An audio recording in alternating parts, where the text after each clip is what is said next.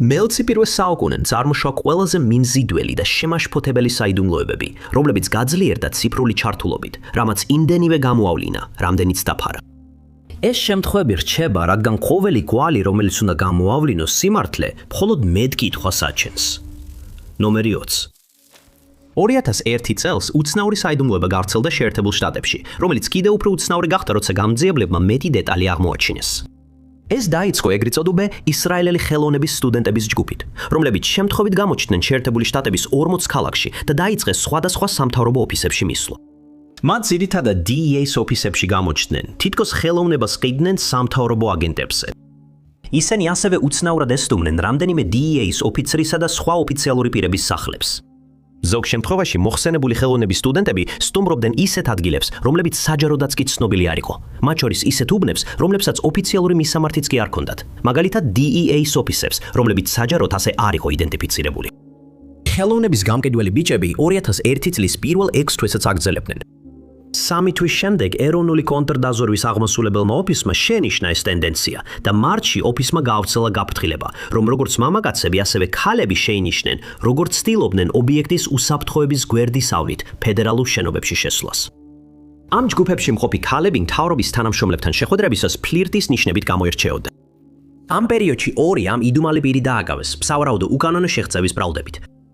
მათ კალბიმწვანე ბარათები და ვიზები აღმოაჩნდათ. რამდენიმე სხვა პირი რამდენჯერმე შეამჩნიეს, როგორც ცდილობდნენ შენობებში შესვლას ავტოსადგომებიდან და უკანა კარებიდან. ერთ შემთხვევაში ამ პირებიდან ერთ-ერთი აღმოაჩინეს უროკაბელის ფედერალური შენობის დერეფნებში მოსიარულე, რომელსაც იატაკის გეგმა ეჭირა. ნარკოტიკების წინააღმდეგ ბრძოლის სააგენტომ DEA, ალკოჰოლის, თამბაქოსა და ცეცხლსასროლი იარაღის ბიურომ ATF, საჰაერო ძალებმა, ფედერალურმა საგამოძიებო ბიურომ FBI, საიდუმლო სამსახურმა და ASEAN-ის მარშალთა სამსახურმა 6 თვის განმავლობაში 130-მდე შემთხვევა დააფიქსირეს. ამ მოვლენების სქემა მიუთითებდა, რომ სადაზვერვო სააგენტოები ორგანიზებული დაზვერვის შეგროვების სამიზნეები იყვნენ, მაგრამ რა მიზნით და ვისთვის არავინ იცის. ნომერი მეცხრამეტე. 29 წლის ჯონ ჰუა ვუმუშაობდა ბოსტონის გენომის თერაპიის კორპორაციაში, Walthamში, მასაჩუსეტსის შტატში. აქ ჯონ ჰუა უფროს მეცნიერად მუშაობდა და ატარებდა კვლევებს მოლეკულურ ბიოლოგიასა და ფუნქციურ გენომიკაში. 2002 წლის 22 ივლისს ჯონ ჰუამ სამსახურში დარეკა და აცნობა, რომ ავად იყო, თუმცა არ დაუკონკრეტებია რა დაავადება ჰქონდა.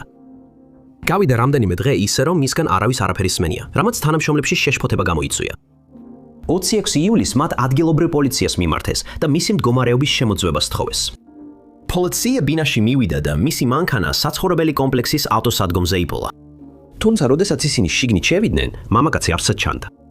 2002 წლის 6 აგვისტოს Walton-ის პოლიციის დეპარტამენტმა დაკარგული პირის შესახებ განცხადება შეიტანა და ამ დროისთვის ჟან ჰუას უკვე 2 კვირა იყო, რაც არავინ უნახავს და არავის სმენია მისგან. მისი გაუჩინარების გარემოებები კვლავ გაურკვეველია. მას შემდეგ ის არავის უნახავს და არც რაიმე მინიშნება მიუღიათ, რაც სამართალდამცველებს სწორ მიმართულებაში დაეხმარებოდა. მისი საქმე დაკარგულად არის კლასიფიცირებული და დღემდე გადაუჭრელია.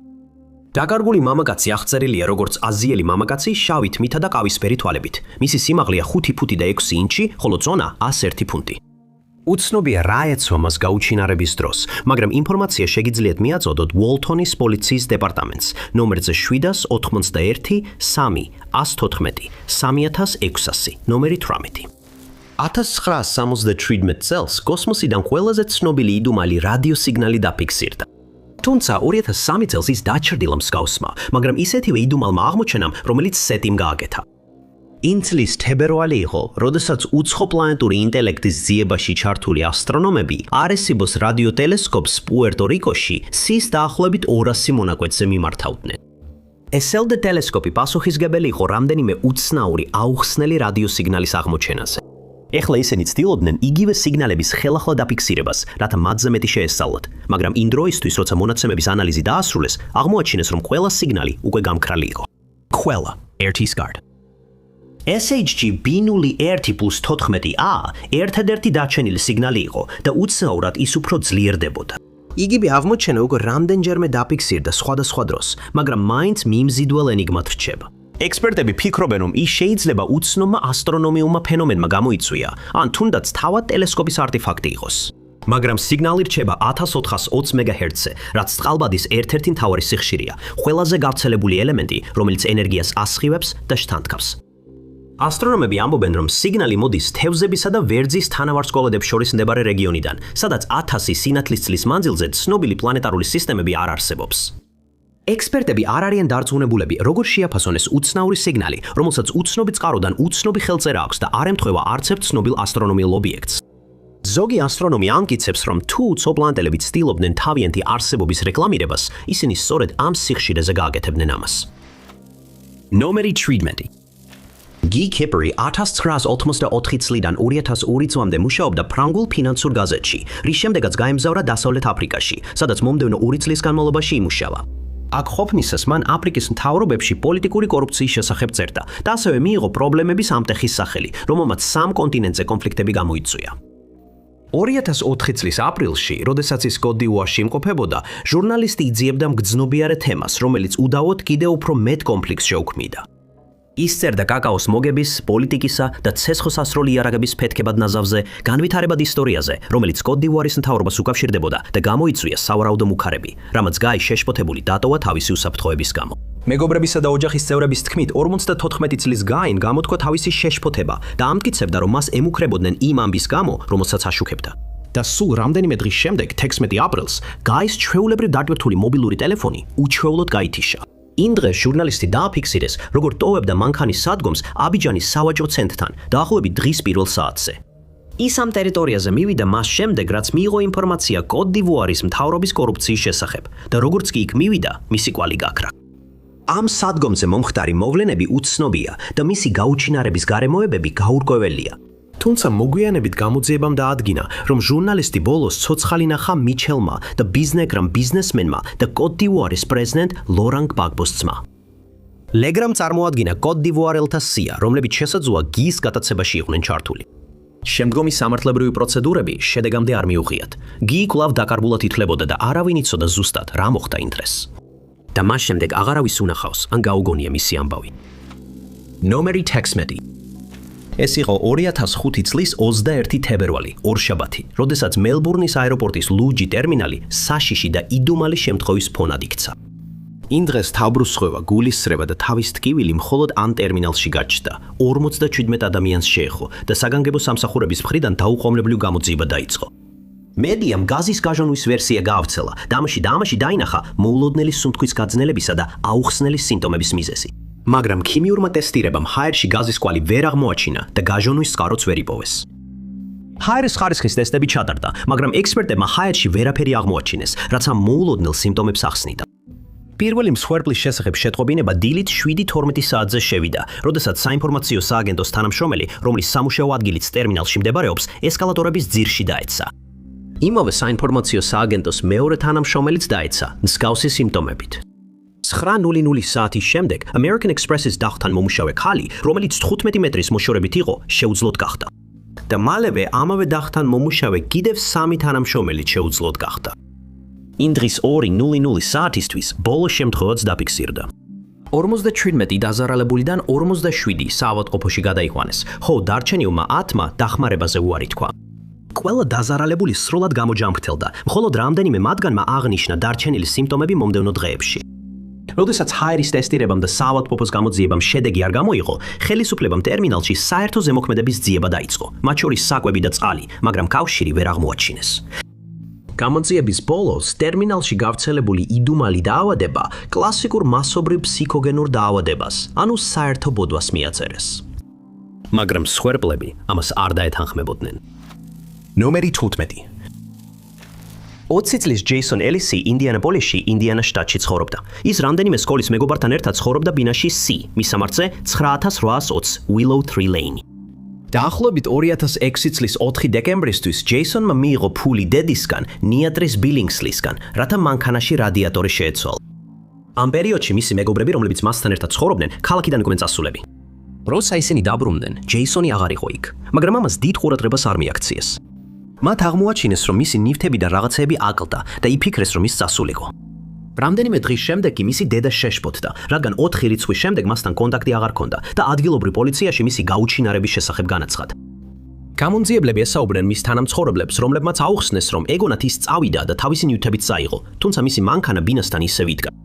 შემდგომმა გამოძიება მაჩვენა, რომ ჯეისონმა თავისი ბოლო ორი ხელფასი არ აიღო და მისი სადებედო ბარათიც არ გამოუგენებია. ნიატრისი ინდიანაპოლისში ჩავიდა, რათა პოლიციელებთან ესაუბრა და იქ ოფნისას თავისი შვილის ერთ-ერთ მაისურს გადააწყდა, თუმცა ამ აღმოჩენის გარემოებები გაურკვეველია. ბინის ჩხრეკისას გამომძიებლებმა აღმოაჩინეს, რომ დაკარგული მამაკაცის საბანი არ იყო ადგილზე, რაც ამყარებდა ეჭვს, რომ საქმე დანაშაულთან ჰქონდა. მაგრამ ბინაში ბრძოლის კვალი არ აღმოჩნდა. საქმეს მედიის მხრიდან ყურადღება არ მიექცა და სამძებრო ჯგუფები აშექმნილა. ნიატრისი მარტო ეძებდა ნაგვის ურნებსა და ტბებში, მაგრამ უშედეგოდ. 2008 წელს ინდიანაპოლისის მეტროპოლიტენის პოლიციის დეტექტივი ჩარლზ გულდი გამოძიებას ჩაუდგა სათავეში და რამდენიმე კვალს გაჰყვა, მაგრამ შედეგი ვერ მიიღო. მას შემდეგ საქმე გაუხსნელი დარჩა და პასუხების ნაცვლად მხოლოდ თეორიები არსებობს. ჯეისონი აღწერეს როგორც აფროამერიკელი მამაკაცი, რომლის სიმაღლეა 6 ფუტი და იწონის დაახლოებით 160 ფუნტს. მას ჰქონდა შავი თმა და ყავისფერი თვალები, ორივე ყური გახრეტილი და წინაკბილი ჩატეხილი. ინფორმაცია მისი გაუჩინარების შესახებ შეგიძლიათ მიაწოდოთ ინდიანაპოლისის მეტროპოლიტენის პოლიციას, ნომერზე 317 413 7 1440 ნომერი 14. 2007 წლის ბოლოს Google-მა უცნაური ანომალია შენიშნა. 2007 წლის Google-ის Spike-ის ანომალია მხოლოდ რამდენიმე სიტყვით არ შემოიფარგლებოდა. ამის ნაცვლად Google-ში ძიებების რაოდენობა თითქმის ყველა წარმოსადგენი მოთხოვნისთვის მკვეთრად გაიზარდა. ძიებების ეს ნაკადი მხოლოდ ადამიანებს ვერ მიეწერებოდა. ფართოდ იყო გავრცელებული თეორია, რომ ეს Spike-ი შესაძლოა ტექნოლოგიური პრობლემა ყოფილიყო. ედვარი ხარვეზი, რომელმაც გამოიწვია თითქმის ყველა შესაძლო ვინ, რა და როდისის ძიება. რეალური ადამიანების მიერ გაკეთებული მოთხოვნები ძირითადად ეხებოდა ორიგინალი iPhone-ის გამოშვებას, ცნობილ ადამიანებს და პოპულარულ ფილმებსა თუ სატელევიზიო შოუებს, რაც მიუთითებდა, რომ ეს Spike-ი ტექნოლოგიური შეცდომა იყო. მაგრამ ზოგიერთი ფიქრობს, რომ ეს საიდუმლო შეცდომა ბოროტი ადამიანის ან ორგანიზაციის ნამუშევარი იყო. ერთ-ერთი საუკეთესო ვარაუდი ამ შემთხვევაში ის არის, რომ ვიღაცა, შესაძლოა კონკურენტიც კი, ცდილობდა Google-ის საძიებო ალგორითმის გატეხვას, რის შედეგადაც არაჰუმანური მოთხოვნების ზრდა დაფიქსირდა. თუმცა ექსპერტებს არ შეუძლიათ დარწმუნებით თქვან, რამ გამოიწვია ეს. მოვლენა უბრალოდ უცნაური და შემაშფოთებელი იყო, რადგან Google არის წამყვანი საძიებო სისტემა, რომელიც მილიარდობით მომხმარებლის პირად მონაცემებს ფლობს. 13 ნომერი. სტივენ კუპერი დაიბადა 1961 წელს და იყო ყოფილი ტერიტორიული არმიის ოფიცერი, რომელიც ცხოვრობდა ჰადერსფილდის დასავლეთ იორკშირის გოლდკარის რაიონში. მას ჰყავს პარტნიორი, რომელთანაც ერთი შვილი ჰყავს და მას დაუდგინდა იშვიათი გენეტიკური დაავადება, რომელიც ცნობილია როგორც მარფანის სინდრომი. ამ მდგომარეობამ სტივენისთვის სიარული გაართულა, რის გამოც მას ზოგჯერ საყრდენი ჯოხის გამოყენება უხდებოდა. ეს მოხდა 2008 წლის 21 იანვარს, სტივენის 47 დაბადების დღესე, როდესაც ის აუხსნელად გაუჩინარდა. დაახლოებით 3:40 საათი იყო, როდესაც მიიჩნევა, რომ სტივენი თავის გოლდკარის სახლში გავიდა, ტელეფონი, პასპორტი და საბანკო ბარათები სახლში დატოვა. მან არ დაუტოვა წერილი თავის პარტნიორს ან შვილს და წავიდა თავისი ლუგჯი Ford Focus-ით. იმავე დღეს მისი მანქანა შენიშნეს ლონდონიდან ჩრდილოეთით, E1 გზაზე ედინბურგის მიმართულებით მიმავალი. ერთი კვირის შემდეგ ის აღმოაჩინეს მტრიან გზაზე კინგუსისა და სპიან ბრიჯს შორის, შოტლანდიის მაღალმთიანეთის მახლობლად. სტივენის კვალი მანქანაში ან მის გარშემო არ აღმოჩნდა. Ford-ში მხოლოდ ერთი მტკიცებულება იპოვეს და ეს იყო ქვითარი გრინოკის მორისონის მაღაზიიდან. ქაღალდის ნაგლედზე დრო იყო მითითებული როგორც 9:48 დილის გაუჩინარების დღეს. ქვითაფში ჩამოთვლილი იყო 2 გაზიანი სასმელი, 2 მაფინი, 2 წინასწარ შეფუთული სენდვიჩი და 1 ბოთლი ვისკი. ყველა ნივთი ერთი გამოკლებით მანქანაში აღმოჩნდა. ვისკის ბოთლი სიიდან აკლდა და ის არასოდეს უპოვიათ. თუმცა ქაღალდის მილი, რომელშიც ის იყო მოთავსებული, ადგილზე დარჩა. არ არის ცნობილი სტივენმა იყიდა ეს ნივთები თუ არა, რადგან მასთან ფული არ ჰქონდა, მისი საბანკო ბარათები სახლში იყო დატოვებული და ის ნაღდი ფულით სარგებლობას არ იყო ცნობილი. ოჯახი და მეგობრები ფიქრობენ, რომ შეიძლება ვინმე მეტი იცოდეს მისი გაუჩინარების შესახებ. მანქანის აღმოჩენის შემდეგ ტერიტორიაზე ფართომასშტაბიანი ძებნა ჩატარდა, რომელშიც მონაწილეობდნენ სამძებრო ძაღლები, მთის სამასამაშველო ჯგუფები და ვერტმფრენები, მაგრამ მისი კვალი ვერ აღმოაჩინეს და სტივენი დღემდე დაკარგულად ითვლება. მისი ასაკის მიხედვით პროგრესირებული ფოტო გავრცელდა იმ იმედით, რომ ვინმე მას იცნობს და ამ დაკარგული ადამიანის შესახებ ინფორმაცია შეიძლება მიეწოდოს ორგანიზაცია დაკარგულ ადამიანებს ნომერზე 116000. ნომერი 12. 2009 წლის დეკემბერში ნორვეგიის ცაზე უცნაური მოვლენა გამოჩნდა, რამაც როგორც ადგილობრივებში, ისე მეცნიერებში შიში და ინტერესი გამოიწვია. ეს იყო ღამის ადრეულ საათებში, როდესაც ნორვეგიული სპირალური ანომალია მოხდა. ის შვედეთიდანაც ჩანდა და ამ ტერიტორიიდან გადაიღეს ფოტოები. ანომალია გამოჩნდა, როგორც კაშკაშა ლურჯი ნათება, რომელიც საში აიჯრა. და რამდენიმე წამში დამკვირვებლებმა იხილეს, როგორ დაიწყო გიგანტური სპირალი ცენტრიდან გარეთ გახსნა მათ თვალწინ. როდესაც სპირალი სრულად გაიშალა, მოწმეები ამტკიცებენ, რომ ცენტრიდან მწვანე ლურჯი ნათება გამოდიოდა და იქ 2 წუთის განმავლობაში დარჩა. თანდათან უფრო ნათელი ხდებოდა და ბოლოს მთლიანად გაქრა. რამდენიმე ანგარიშის მიხედვით შიგნით არსებული ობიექტი გიგანტურ ცეცხლის ბურთს ჰგავდა, რომელიც ბრუნავდა და ქმნიდა დიდ რგოლებს, რომლებიც გარეთ ფართოვდებოდა. ფოტოები და ვიდეოები ინტერნეტში სწრაფად გავრცელდა, რასაც თან ახლდა ვარაუდები, რომ ეს აუხსნელი ფენომენი ალტერნატიულ განზომილება მილებაში გადასასვლელი გზა იყო. იმის გამო, რომ ამ მოვლენას პირდაპირ სამეცნიერო ახსნა არ ჰქონდა, დამკვირვებლებმა საკუთარი დასკვნები გააკეთეს. ზოგიერთმა ნორვეგიულ სპირალურ ანომალიასა და პროექტ ბლუბიმს შორის კავშირი დაინახა, სხვებმა კი ეს მოვლენა დიდ ადრონულ კოლაიდერთან დააკავშირეს. საინტერესოა, რომ ერთი თვით ადრე ასევე ნორვეგიაში შედარებით ნაკლებად შთამბეჭდავი მოვლენა მოხდა. ყველა თეორიისა და სადავო ახსნის მიუხედავად, ანომალიის ზუსტი წარმოშობა საბოლოოდ ვერ დაადგინდა. ნომერი 11. ჯონათან ჯეიკობ გროსი, ტეხასის ქალაქ ციბოლოს მცხოვრები, 30 წლის იყო, როდესაც 2010 წლის 8 ოქტომბერს გაუჩინარდა. იმ დღეს მან დატოვა ციბოლოს ტერიტორია, რათა სამსახურში წასულიყო კონვერსში, რომელიც 8 მილითაა დაშორებული. ბოლოს რომ ნახეს, ჯონათანი თამის შავ 1986 წლის Chevy Caprice's უნივერსალში იჯდა და ტერიტორიას ტოვებდა. ჯონათანი სამსახურში არასდროს მივიდა და ის დღე იყო ბოლო, როდესაც ვინმე მის ნახა ან მისგან რაიმე გაიგო. ერთი დღის შემდეგ უნივერსალი მიტოვებული იპოვეს ნიუ ბრაუნფელში, ტეხასში. მანქანა დატოვებული იყო მისამართზე, 1400 ლუპ 327 გვადალუპეს დინარის მახლობლად, 46 გზატკეცილზე. საინტერესოა, რომ ყველა კარი ჩაკეტილი იყო და მანქანის გასაღებები შიგნით დარჩენილი დალიყო. მათთან ახლდა გაურკვეველი ბარათი, რომელშიც საუბარი იყო დაუზუსტებელ ტყუილებზე და უცნობი პირისგან სიმართლის თქმას ითხოვდა. გაუნწიებლებმა ასევე იპოვეს ცარიელი იარაღის ხუთი. შემდგომში ტერიტორიაზე პოლიციელებმა და კეცხრა დანაყოფებმა ჩაატარეს ძებნა, მაგრამ კვალი ვერ აღმოაჩინეს. მისი გაუჩინარების შემდეგ მის არც ერთ ანგარიშზე ფინანსური აქტივობა არ დაფიქსირებულა. მისი ოჯახი და მეგობრები თვლიან, რომ მისთვის უჩვეულო იყო უკონტაქტოდ გაუჩინარება და ასევე ის არასდროს დატოვებდა თავის ქალიშვილს ნებაყოფლობით. ბოლო ნახვისას მას ეცვა ლურჯი მოკლე სახელოიანი ხილებიანი პერანგი, ზეთისხილისფერი კარგო შორტები და ღიაფერის დაბალყელიანი ფეხსაცმელები. მას ასევე აქვს ჯეიმს ეივერის ვერცხლის ჯვარი. ინფორმაცია მისი ადგილსამყოფელის შესახებ შეგიძლიათ მიაწოდოთ ნიუ ბრაუნფელსის პოლიციის დეპარტამენტს ნომერზე 830 221 ნომერი 10. 2011 წელი იყო, როდესაც ისტორიაში ერთ-ერთმა ყველაზე დიდმა მონაცემთა გაჟონვამ მსოფლიო შეძრა და დღემდე დაუსჯელია. 20 აპრილიდან 14 მაისამდე PlayStation-ის ქსელში შეფერხება მოხდა, რაც Sony-ის ქსელში და Curiosity Service-ებში გარე შეღწევის შედეგი იყო. მონაცემთა გაჟონვამ 67 მილიონი ანგარიში დააზარალა, ხოლო პირადი ინფორმაცია უცნობმა პირებმა მოიპოვეს.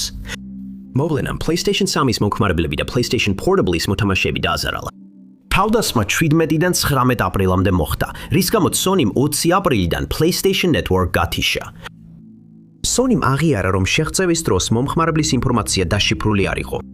ხოლო საკრედიტო ბარათის მონაცემები იყო დაშიფრული, თუმცა ჰაკერებმა შეძლეს პერსონალური იდენტიფიცირებადი ინფორმაციის მიღება, მათ შორის მომხმარებლის სახელები, პაროლები, საცხოვრებელი მისამართები და ელპოსტები.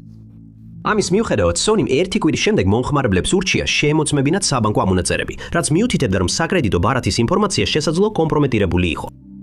მომხმარებლებს შემდეგში აუნაზღაურდათ ქსელში შეღწევის გამო, მაგრამ საიდუმლოდ დარჩა ვინ იდგა ისტორიაში ყველაზე დიდ ჰაკერულ თავდასხმასა და PlayStation-ის ქსელის ყველაზე ხანგრძლივ გათიშვაზე. მას შემდეგ რამდენიმე თეორია გაჩნდა, რომლებშიც შესაძლო ეჭვმიტანილებად სახელდებია როგორც შემთხვევითი გართობის მოყვარული ჰაკერები, ასევე ანონიმუსი. ამ მოვლენების უკანდგომის სუბიექტი უდავოდ პროფესიონალი იყო.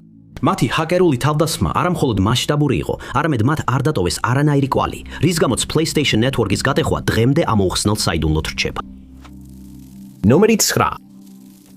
2012 წელს 26 წლის ლის სტევენ აქსი ცხოვრობდა ლიდველში, კოლორადოში, სადაც ასევე სამშენებლო სფეროში მუშაობდა. ლის დავსუ რთულია, რადგან არაპაჰოს ოლქში მასზე 2 მძიმე დანაშაულის ორდერია გაცემული. მან საშელი მოიხადა სალივანის დაკავების დაწესებულებაში და იმყოფებოდა მკაცრად კონტროლირება პირობით საშილზე, რაც მოითხოვდა მისგან ყოველდილით სატელეფონო ზარს და ტერფის მონიტორის ტარებას. ლის, როგორც ამბობენ, ჰქონდა ძალადობრივი მიდრეკილებები და ასევე ყოველდღიურად ირებს მედიკამენტებს, თუმცა საჯაროდ უცნობია რისთვის. 2012 წლის 29 ოქტომბერს ლი გაუჩინარდა. ის იმყოფებოდა სამშენებლო ობიექტზე კლაიმაქსის მაღაროს მახლობლად, ლიდვილის ჩრდილოეთით, სადაც ბოლოს ნახეს. როგორც ჩანს, მან ტერიტორია საკუთარი მანქანით დატოვა. მომდევნო დღეს, როდესაც მან პრობაციის ოფიცერთან არ გამოცხადდა, ხელისუფლებას მისი გაუჩინარების შესახებ აცნობეს. თუმცა მხოლოდ 2 კვირის შემდეგ გამოჩნდა პირველი კვალი. ეს კვალი გაჩნდა მას შემდეგ, რაც აღმოაჩინეს ლის ავტომობილი, რომელიც მასთან ერთად გაუჩინარდა. ის მიტოვებული იპოვეს Methodist Mountains-ზე, სალიდაში, კოლორადოში, საგრაფოს გზის 100-ის ბოლოში. ავტომობილში იყო მისი მობილური ტელეფონი, საფულე და ყოველდღიური მედიკამენტები. გამომძიებლებმა ვერ აღმოაჩინეს დანაშაულის ნიშნები ავტომობილში ან მის გარშემო. ასევე ვერაფერი იპოვეს, რაც ლიოქსის ადგილსამყოფელზე მიიყვანდათ. რამდენიმე წელი გავიდა მას შემდეგ, რაც ის გაუჩინარდა და ხელისუფლებას ამ საქმეში მკვლელობის ვერსია არ გამოურიცხავს. ლი ოქსი აღწერილია როგორც ქერატმითა და ცისფერი თვალებით. მისი სიმაღლეა 5 ფუტი და იწონის დაახლოებით 195 ფუნტს. მას მარცხენა ხელზე რამდენიმე ტატუ აქვს და ინფორმაცია შეგიძლიათ მიაწოდოთ დეტექტივებს ნომერზე 719 530 572 8. კოიოტეს ველზე, სან-ხოსეს სამხრეთ ნაწილში და კოიოტე კალიფორნიის საზღვართან მდებარეობს PG&E მეტკალფის გადამცემი ქვესადგური, რომელიც წარმოადგენს მნიშვნელოვან ელექტროობიექტს და უზრუნველყოფს ელექტროენერგიით სილიკონის ველის სახლებთან და ბიზნესებთან. 2013 წლის 16 აპრილს ეს ქვესადგური გახდა ჯერ კიდევ გაუხსნელი საიდუმლოს საგანი, რამაც დიდი ზიანი გამოიწვია და საზოგადოებაში შიში დათესა, რადგან ხალხი ფიქრობდა, იყო თუ არა ეს მხოლოდ პირველი შემთხვევა მომავალი, უფრო სერიოზული მოვლენების სერიიდან. იმ დღეს მეტკალფის სნაიპერული თავდასხმა ქაოსი გამოიწვია კალიფორნიაში. ყველაფერი დაიწყო ღამის 12:48 საათზე, როდესაც უცნობი პირები ჩრდილებში მიიბარნენ და AT&T-ის ოპტიკურ ბოჭკოვანი სატელეკომუნიკაციო კაბელებისკენ გაემართნენ. მათ გადაჭრეს კაბელები სან-ხოსეს მახლობლად, აშეჩეკოს 101 გზატკეცილთან, რითაც მასშტაბური თავდასხმა დაიწყეს. ღამის 1:31 საათზე სათვალთვალო კამერები, რომლებიც ქვესადგურის გარშემო არსებულ ბადეზე იყო მიმართული, დააფიქსირეს სინათლის სხივი, რომელიც სავარაუდოდ ფანრისგან მოდიოდა. სინათლის სხივს მალევე მოჰყვა ტყუების ნაპერწკლები, რომლებიც ბადეს მოხვდა, რის შედეგადაც ჩაირთო განგაშის და მოძრაობის სენსორები. რამდენიმე წუთის შემდეგ სანტა-კლარა ქაუნთის შერიფის დეპარტამენტმა მიიღო ზარი ინჟინრისგან, რომელიც ქვესადგურთან ახლოს იმყოფებოდა და მან აცნობა, რომ ირგვლივ იარეს გასროლი რაღის გასროლის ხმა ესმოდა. თუმცა მხოლოდ დილის 3:15 საათზე მიხვდნენ, საიდან მოდიოდა ხმამაღალი აფეთქებების ხმა. იმ დროს PG&E-ის თანამშრომელი მივიდა და მეტკალფის ქვესადგურში სერიოზული დაზიანებები აღმოაჩინა. ტრანსფორმატორების პირველი ბლოკი, რომელიც ეხლა დამახინჯებული იყო, 42,000 გალონი ზეთი გამოუშვა. იმავე დღეს, როდესაც ხელისუფლება მივიდა, ადგილზე მასრის გარსაცმები იპოვეს და მაშინვე აშკარა გახდა, რომ თავდასხმა პროფესიონალურად იყო შესრულებული. სამხედრო ექსპერტებმა აღნიშნეს, რომ ცარიელ სამხედრო მასრებზე ანაბეჭდები არ იყო აღმოჩენილი. 17 ტრანსფორმერი დაზიანებული დარჩა, რისთვისაც 15 მილიონი დოლარის ღირებულების შეკეთება იყო საჭირო. შემდგომ გათიშვამ ენერგიის გადამისამართება გამოიწვია, რის შედეგადაც ზოგიერთი უბანი სრულიად უშუქოდ დარჩა. მიუხედავად იმისა, რომ დამნაშავეთა დაჭერისა და გასამართლებისთვის ჯილდო იყო დაწესებული, ამ თავდასხმის ორგანიზატორები არასოდეს გამოვლენილან და მეტკალფის სნაიპერული თავდასხმა დღემდე გაუხსნელად რჩება. ნომერი 7. კრისტი ლინ რიჩარდსონი დაიბადა 1952 წელს, ხოლო 1972 წელს მან იქორწინა თავის სკოლის დროინდელ შეყვარებულზე, რონალდ რიჩარდსონზე. თვილმა ერთად გაზარდა 2 შვილი კასპერში, ვაიომინგში. 2013 წელს რონალდ რიჩარდსონი გარდაიცვალა, რის შემდეგაც კრისი დარჩა მარტო, რათა ემართა მათი ვიჩარდსონების სატვირთო ბიზნესი, რომელიც მდებარეობს West Yellowstone-ის გზატკეცილის 6800 ბლოკში. 2014 წელს, 1 წლის შემდეგ, რაც მისი ქმარი გარდაიცვალა, კრისტი, რომელიც მაშინ 61 წლის იყო, გაუჩინარდა. იმ წელს 6 ოქტომბერს კრისტი ბოლს ნახეს თავის სახლში, 24 ქუჩაზე, დაახლოებით საღამოს 7:45 საათზე. მეორე დილით თანამშრომლებს ისეთი შეგრძნება ჰქონდათ, თითქოს რაღაც არ იყო რიგზე. კრისტი მეორე დღეს სამსახურში არ გამოცხადდა და თანამშრომლებმა მაშინვე შეატყობინეს მის ოჯახს. მისი ქალიშვილი ემბერი მეუღლესთან პიტთან ერთად რიჩარდსონების სახლში წავიდა და ნახეს, რომ კრისტის მანქანა ისევ იქ იყო, ის ისევ ავტოფარეხში იდგა. სახლში მოკლე ძებნის შემდეგ ემბერმა პოლიცია გამოიძახა. დაკარგული ქალის სახლი ჩაკეტილი იყო, არც ერთი მანქანა არ იყო გამქრალი. მისი მობილური ტელეფონი ისევ საწოლზე იდო, ხოლო ჩანთა, რომელშიც $700 იყო, სამზარეულოს დახზე ედო. თუმცა ის ავტოფარეხის კარის პულტი, რომელიც ჩვეულებრივ მის ჩანთაში იყო, არსად ჩანდა, ხოლო მისი საწოლის თეთრეული შეღებილი იყო სითხით, რომელიც სხეულის სითხეს ჰგავდა, მაგრამ არასოდეს დადასტურებულა რა იყო ეს. გამონძიებლების ვარაუდით ის იმ საღამოს 7:45-დან 11:30-მდე შუალედში გაუჩინარდა. ტელეფონის ჩანაწერებმა აჩვენა, რომ მან მიიღო ჩვეულებრივი ზარი საღამოს 8 საათამდე ცოტა ადრე. და შემდეგი ზარი, რომელიც საღამოს 11 საათზე შევიდა, უპასუხოდ დარჩა. კომპანიის ფინანსური ჩანაწერების გადახედვისას გამომძიებლებმა აღმოაჩინეს სასიყვარულო წერილები, რომლებიც ერთ-ერთმა თანამშრომელმა მას გაუგზავნა. მიუხედავად იმისა, რომ მასთან ამ თემაზე ისაუბრეს, წერილების გამოგზავნა არ შეწყვეტილა. თანამშრომელმა Bad Boylesმა სულ რამდენი მდრით ადრე დატოვა სამსახური კომპანიაში. მას რამდენჯერმე ჩაუტარდა დაკითხვა და ოფიციალურმა პირებმა მისი სატელეფონო ჩანაწერებიდან დაადგინეს, რომ გაუჩინარების ღამეს ის საღამოს 8 საათამდე ამ რაიონში არ ყოფილა. ამის შემდეგ მისი ადგილსამყოფელი უცნობია. მისი აღწერით მას აქვს ნაცრისფერი, წაბლისფერი თმა და ყავისფერი თვალები. მისი სიმაღლე იყო 5 ფუტი და 4 ინჩი. იწონიდა დაახლოებით 115 ფუნტს და ბოლოს ნახეს კაპრის შარვით, ერთფერი მაისურითა და ბალძირიანი ფეხსაცმლით. ინფორმაციის მიწოდება შეგიძლიათ Casperis პოლიციის დეპარტამენტში ნომერზე 37 235 8202 ნომერი 6. 2014-დან 2015 წლამდე 5-მა დამოუკიდებელმა საზღვაო ფლოტის პილოტმა განაცხადა, რომ ვარჯიშის მანევრების დროს ვირჯინიადან ფლორიდამდე თეოდორ რუზველტის ავიამზიდზე დაინახეს უცნაური ამოუცნობი ობიექტები. საზღვაო ფლოტის პილოტებს შეხვდნენ New York Times-ის ჟურნალისტებს ინტერვიუსთვის, რომლებმაც დეტალურად გააშუქეს მათი მონათხრობები და გამოკვეთეს მსგავსებები თითოეულ შემთხვევას შორის. ინტერვიუები მხოლოდ 2019 წლის მაისში გამოქვეყნდა. მოხსენებების მიხედვით გამანადგურებელი თვითმფრინავების პილოტებს უნახავთ ობიექტები, რომლებსაც არ ჰქონდათ ხილული ძრავები ან რეაქტიული ნაკადი. ასევე ისინი, როგორც ამბობენ, აღწევდნენ ჰიპერბგერით სიჩქარეებს და შეეძლოთ ფრენა არატრადიციულ სიმაღლეებზე. ერთ-ერთი ობიექტი, როგორც ამბობენ, 30,000 ფუტის სიმაღლეზე ტრიალებდა ოკეანის ზედაპირით. მას შეეძლო სწრაფი აჩქარებების შესრულება, რაც ადამიან პილოტებს სასიკვდილოდ დაუჯდებოდათ. ლეიტენანტ რაიან გრევსი ითხოვინებოდა, რომ ეს ობიექტები მთელი დღის განმავლობაში საჰაერო სივრცეში იყვნენ. ერთ შუადღეს ბაზაზე დაბრუნების შემდეგ გრევსი შეხვდა კიდევ ერთ პილოტს, რომელიც აშკარად შოკში იყო. მან ახსნა, რომ ის და მისი მეწყვილე ერთად მიფრინავდნენ, როცა რაღაც მათ შორის გამოჩნდა. მან აღწერა ობიექტი როგორც სფერო, რომელიც მილის გარშემო იყო შემოხვეული. აღწერა, რომელსაც ყველა გამოკითხული პილოტი დაეთანხმა. შეხვედრები მხოლოდ ამ 5 მამაკაცს არ შეზღუდვია. არსებობდა რამდენიმე დოკუმენტირებული შემთხვევა, რომლებმაც საბოლოოდ საზღვაო ძალების სახელმძღვანელოების განახლებამდე მიიყვანა საქმე. სპიკერმა ჯოზეფ გრადიშერმა გამოაცხადა, რომ დაფიქსირდა ხილების რაოდენობის ზრდა და აღნიშნა, რომ მათ არ იცოდნენ, ვინ იდგა ამ ობიექტების უკან, ან რა იყო ისინი. მათ არ ჰქონდათ საკმარისი მონაცემები, რომ გაეკვალათ ეს ფენომენი და დაესრულებინათ შეჭრა. იმ დროს, როდესაც ეს შეჯახებები ხდებოდა, რამდენიმე პილოტი ვარაუდობდა, რომ საქმე ჰქონდა მკაცად გასაიდუმლოებულ მოწინავე დრონების პროგრამასთან, მაგრამ არც ერთ კომპანიას ან სადაზვერვო სააგენტოს არ აუღია პასუხისგებლობა. აერონავტიკური ფენომენი გრძელდებოდა, თუმცა არ არსებობდა მკაფიო პასუხები იმაზე, თუ რა იყო ეს ობიექტები, ან საიდან მოდიოდნენ ისინი. ნომერი 5. Blacklist ორეგონის მცხოვრები სენფორდ დეივიდ რაისი 2016 წელს 65 წლის იყო. მისი ასაკის მიუხედავად ის სიამოვნებით დადიოდა ხოლმე ლაშქრობებზე, როგორც გამოცდილი მოგზაური და ფიზიკურადაც და მენტალურადაც ფუნქციონალურად ითვლებოდა.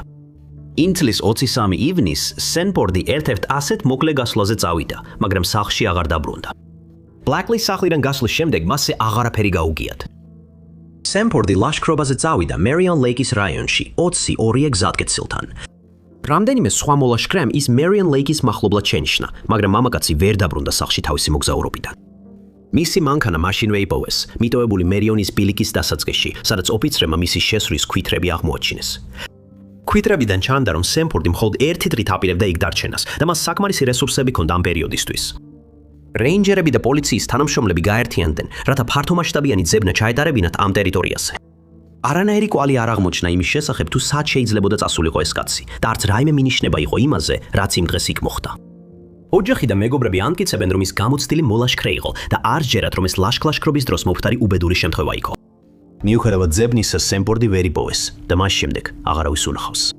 იმ დროს, როცა ის გაუჩინარდა, მას ეცვა თეთრი პერანგი და შორტები და თან ჰქონდა ზონარით შესაკრავი ჩანთა. მისი აღწერილობით მას აქვს ნაცრისფერი თმა და ცისფერი თვალები, სიმაღლეა 5 ფუტი და 6 ინჩი, ხოლო წონა დაახლოებით 160 ფუნტია.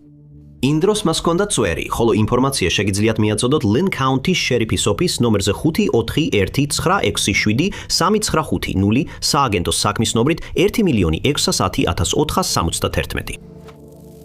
ნომერი 4. 2017 წლის თებერვალსა და მარტს შორის Reddit-ის მომხმარებლებმა შენიშნეს უცნაური ანგარიში, რომელიც თითქოს რაღაც ბოროტსა და იდუმალზე მიანიშნებდა. შემთხვევით და პოპულარულ თემებში ანგარიში ფუჯიდა გიგენ 001 წერდა დამტვრეული ინგლისურით შეტყობინებებს, რომელთაგან ზოგიერთი ზუსტად ემთხვეოდა სხვა კომენტარებს, რომლებიც მათ სხვადასხვა თემაში ჰქონდათ დაწერილი. ერთ-ერთი ყველაზე განმეორებადი შეთხოვინება, რომელიც Reddit-ის მომხმარებლებმა იპოვეს, იყო ფრაზა: "მე მაქვს სერიოზული ადამიანის უფლებების პრობლემა ფუჯი და გიგენ ტაილანდში. გთხოვთ დამეხმარეთ." ინტერნეტ მომხმარებლებმა გარკვეული გამოძიების შედეგად აღმოაჩინეს თაილანდში მდებარე ქარხანა სახელად Tujita Gigeni, რომელიც სპეციალიზებულია სპეციალური საღებავების, ხელსაწყოების, მოწყობილობებისა და შაბლონების წარმოებაში. ერთ-ერთ გაურკვეველ კომენტარში მომხმარებელმა გამოიყენა ტერმინი power harassment-ი. წინადადება იაპონურად იყო დაწერილი და ეს ფრაზა ხშირად გამოიყენება ქვეყანაში, როდესაც საუბარია სამუშაო ადგილზე ძალადობაზე. ამ შემთხვევაში ბერმა ივარაუდა, რომ ეს ადამიანი იძულებითი შრომის მსხვერპლი იყო და ეს მისი დახმარების თხოვნის მცდელობა იყო. რამდენიმე Reddit-ის საზოგადოება, მათ შორის RBI-მ გამოიძია ეს ანგარიში და ქარხანასაც კი დაუკავშირდა, მაგრამ პასუხი ვერ მიიღეს. ვერ დადგინდა, იყო თუ არა ანგარიში ნამდვილი მსხვერპლის სასოწარკვეთილი დახმარების თხოვნა თუ ინტერნეტ ხუმრობა. ერთი თვის შემდეგ ანგარიში დადუმდა და არავინ იცის გადაარჩინეს თუ არა ისინი თავიანთი დანჯვიდან. ნომერ 3. Basil Tolson Jr. Hazel Green-დან კენტუკიდანაა და 2018 წლის ივნისში გაუჩინარების დროს 32 წლის იყო. ბაზილმა ბოლოს ოჯახს 2 ივნის ტრინიდადიდან კალიფორნიიდან დაუკავშირდა. მისი თქმით, ის ტრინიდადის რაიონში კანაფის ფერმაზე მუშაობდა. ამ საუბრის შემდეგ ოჯახს მასთან კონტაქტი აღარ ჰქონია. ცნობილია, რომ ის ხშირად დადიოდა არკატა პლაზაზე, კეინის გზაზე და ორეგში, რომელიც მდებარეობს რედუდის ეროვნული პარკების მახლობლად. როდესაც ოჯახმა და მეგობრებმა მასთან დაკავშირება ვერ შეძლეს მომდევნო კვირებში, მათ განაცხადეს მისი გაუჩინარების შესახებ ჰუმბოლტის საგრაფოს შერიფის ოფისში, რომელმაც განაცხადა, რომ ის ბოლო დროს ფრესვოთერის ლაგუნის ტერიტორიაზე იმყოფებოდა, მიღებული ინფორმაციის საფუძველზე. ფრესვოთერის ლაგუნა მდებარეობს ორეგსა და ტრინიდადს შორის, რედუდის ნაკადულის შესართავთან. მიუხედავად იმისა, რომ ტერიტორია გაჩხრიკეს, მისი კვალი ვერ აღმოაჩინეს. ბაზილის ოჯახი კვლავაც მიმართავს საზოგადოებას ინფორმაციისთვის, სოციალური მედიის მეშვეობით და აქვეყნებს განახლებებს, მინიშნებებსა და წლისთავის შეტყობინებებს Finding Basil Tolson Facebook ჯგუფში. მისი გაუჩინარების საქმე დღემდე გაუხსნელად რჩება. ბაზილი აღწერილია როგორც თაფლისფერ თვალება და ყავისფერთმიანი. ის არის 6 ფუტის სიმაღლის და იწონის დაახლოებით 180 ფუნტს. ინფორმაცია შეგიძლიათ მიაწოდოთ ჰუმბოლტის ოლქის შერიფის ოფის ნომერზე 77 445 725 1, ნომერი 2. სამხრეთ ტიბურონის ნახევარკუნძულის დასავლეთ ნაწილში მდებარე Grand Anse-ის დეპარტამენტი ჰაიტის 10 დეპარტამენტიდან ერთ-ერთია. მაგრამ 2019 წლის 14 აპრილს Grand Anse დაკავშირებული გახდა საინტერესო საიდუმოსთან და იქცა ერთ-ერთი ადგილთაგან მსოფლიოში, სადაც აუხსნელი ხმები დაფიქსირდა. იმ კვირა დღეს ნაშუა დღების 3-დან 4 საათამდე Grand Anse-ის ქუჩებში გაისმა ძლიერი გაურკვეველი ხმა. მოსახლეობამ ეს ხმა დიდი აფეთქებას შეადარა და თავდაპირველად დიდად არ ინერვიულეს, რადგან ფიქრობდნენ, რომ მას აშკარა წყარო ექნებოდა, მაგრამ მოულოდნელად შიში დაეუფლათ, როცა გაიგეს, რომ ხელისუფლებამ ვერ შეძეძლო ხმის წყაროს პოვნა და მისი მიზეზიც აუხსნელი დარჩა. ზოგი ფიქრობდა, რომ ეს ვულკანის გამოღვიძება იყო, მაგრამ ეს ადგილი ვულკანებით ცნობილი არ იყო. მხოლოდ 2 მიძინებული ვულკანი არსებობდა, რომლებიც დაზარალებულ ტერიტორიას საკმაოდ მოშორებით მდებარეობდა. გეოლოგიისა და ვულკანური აქტივობის ექსპერტებმა უარყვეს იდეა, რომ Grand Anse-ის დეპარტამენტში აფეთქება მიწისძვრამ ან ვულკანმა გამოიწვია და ამის ნაცვლად დაასკვნეს, რომ ეს მეტეორიტი იყო, რომელიც ატმოსფეროში აფეთქდა და მიწას დაეცა. მაგრამ დარტყმის წერტილი არასდროს აღმოუჩენიათ.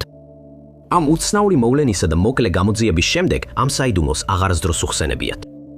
ის მხოლოდ რამდენიმე სტატიასა და მოკლე ახსნებში და კიდევ უფრო მოკლე თეორიებში არსებობს. აფეთქებიდან 2 დღის შემდეგ და Grand Anse-დან 6 საათის სავალზე დაფიქსირდა მიწისძვრა, რომლის სიმძლავრეც რიხტერის სკალით 3.8. არასოდეს დადასტურებულა იყო თუ არა კავშირი, მაგრამ როგორც იდუმალმა აფეთქებამ, ასევე მიწისძვრამ საზოგადოება მაღალ მზადყოფნაში დატოვა. ნომერი 1. Amanda Nicole Towney 1992 წელს Ruth Ann's შეეძინა. ამბობდნენ, რომ მას რთული წარსული ჰქონდა და Felsmere-ში, ფლორიდაში, ნათესავებთან ერთად სახლიდან სახლში გადადიოდა. 2020 წელს 27 წლის ამანდა ბარმენად და ოფიციანტად მუშაობდა, მაგრამ მარტისთვის მან სამსახური დაკარგა. მარტის ორში ის მივიდა თავისი დეიდის სახლთან, რომელიც მდებარეობს Felsmere-ში, 99 ქუჩაზე ნომერ 13, 1400-ში. ის მივიდა ღამის 3 საათზე, როცა მისი დეიდა და მისი ქმარი ეძინათ. მან ესაუბრა თავის უფროს შვილს და უთხრა, რომ ისინი ფეხით დაბრუნდებოდნენ მის მეგობარ ბიჭის სახლში, რომელიც მდებარეობს North Hickory-ზე, 9 მილის დაშორებით. Amanda იმ ღამით თავის მეგობარ ბიჭის სახლში არ მივიდა და ეს იყო ბოლო დრო, როცა მისმა მეგობრებმა და ოჯახმა მისგან რაიმე გაიგეს. 3 დღის შემდეგ, როდესაც ნათესავებმა ვერ შეძლეს მასთან დაკავშირება, Indian River-ის საგრაფოს შერიფის ოფისში დაკარგული პირის შესახებ განაცხადი შეიტანეს. მას შემდეგ მისი საბანკო ანგარიშს ტელეფონზე ან სოციალურ ქსელებში არანაირი აქტივობა არ დაფიქსირებულა. ხელისუფლებამ იპოვა პირადი ნივთები, რომლებიც მათი აზრით დაკარგულ ქალს ეკუთვნოდა. ნივთები მიტოვებული იყო 151 ავენიუზე, CC-54 არხის მახლობლად, მისი დეიდის სახლიდან 2 მილის დაშორებით. ამ შემთხვევიდან 4 დღის შემდეგ გამომძიებლებმა ჩხრეკის ორდერი გამოიტანეს ერთ-ერთ სახლში ამ რაიონში. ქონებიდან ამოიღეს ლურჯი GMC Sierra-ს პიკაპი და სხვა ნივთები, ხოლო პიკაპი საქმისთვის საინტერესო ნივთად ჩაითვალა და შესაძლოა დაკავშირებული იყოს გაუჩინარებასთან. Amanda Townsy-ის საქმეში ეჭვობენ დანაშაულებრივ ქმედებას და გამოძიება კვლავ გრძელდება. ნებისმიერი ინფორმაცია შეგიძლიათ მიაწოდოთ Indian River County შერიფის ოფისს ნომერზე 722 569 1700. დიდი მადლობა ყურებისთვის. თუ მოგეწონათ ეს ვიდეო, აუცილებლად დააჭირეთ მოწონების ღილაკს. ასევე არ დაგავიწყდეთ გამოიწეროთ არხი და დააჭიროთ შეტყობინების ზარს, რომ არ გამოტოვოთ ჩვენი მომავალი ვიდეოები. მაგრამ ჩემი სახელია Top 5 Announce და შემდეგ ვიდეოში ისევ შეგხვდებით.